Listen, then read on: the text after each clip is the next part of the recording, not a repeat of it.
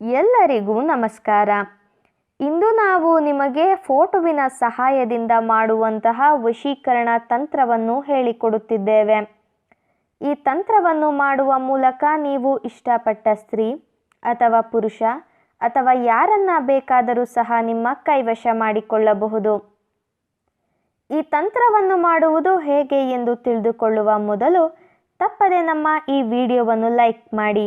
ಹಾಗೂ ನೀವಿನ್ನೂ ನಮ್ಮ ಚಾನಲನ್ನು ಸಬ್ಸ್ಕ್ರೈಬ್ ಮಾಡಿಲ್ಲ ಅಂದರೆ ಈ ಕೂಡಲೇ ಸಬ್ಸ್ಕ್ರೈಬ್ ಬಟನ್ ಮೇಲೆ ಕ್ಲಿಕ್ ಮಾಡಿ ಮತ್ತು ಪಕ್ಕದಲ್ಲೇ ಬರೋ ಬೆಲ್ ಐಕಾನ್ ಮೇಲೆ ಕೂಡ ಕ್ಲಿಕ್ ಮಾಡಿ.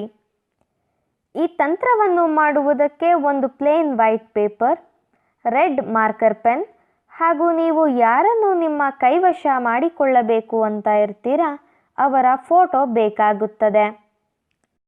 ಮೊದಲಿಗೆ ಪ್ಲೇನ್ ವೈಟ್ ಪೇಪರ್ನ ಮೇಲ್ಭಾಗದಲ್ಲಿ ಕೆಂಪು ಮಾರ್ಕರ್ನ ಸಹಾಯದಿಂದ ನೀವು ಯಾರನ್ನು ನಿಮ್ಮ ಕೈವಶ ಮಾಡಿಕೊಳ್ಳಬೇಕು ಅಂತ ಇರ್ತೀರಾ ಅವರ ಹೆಸರನ್ನು ಬರೆಯಬೇಕು.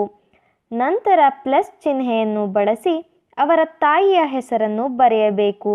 ಉದಾಹರಣೆಗೆ ಕವಿತಾ ಎಂದು ಬರೆದುಕೊಳ್ಳಿ ಹಾಗೂ ಅವರ ತಾಯಿಯ ಹೆಸರನ್ನು ಲೀಲಾವತಿ ಅಂತ ಬರೆದುಕೊಳ್ಳಿ.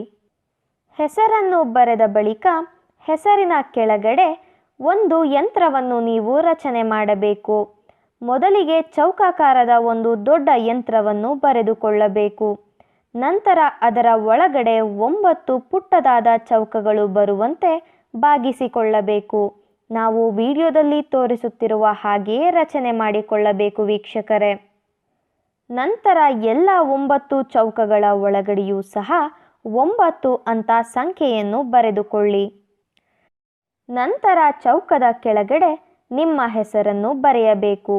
ಅದರ ಜೊತೆಗೆ ಪ್ಲಸ್ ಚಿಹ್ನೆಯನ್ನು ಬಳಸಿ ನಿಮ್ಮ ತಾಯಿಯ ಹೆಸರನ್ನು ಬರೆಯಬೇಕು.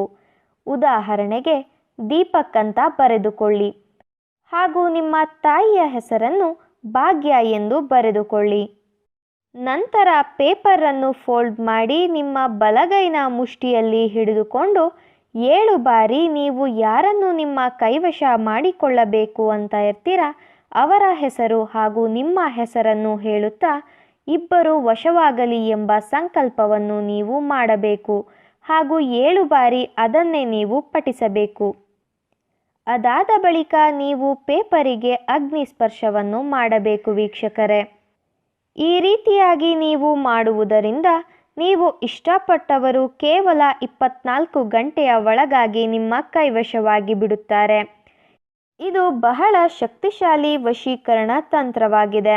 ದಯವಿಟ್ಟು ಈ ತಂತ್ರವನ್ನು ಕೆಟ್ಟದ್ದಕ್ಕೆ ಬಳಸಬೇಡಿ, ಒಳ್ಳೆಯದಕ್ಕೆ ಬಳಸಿ.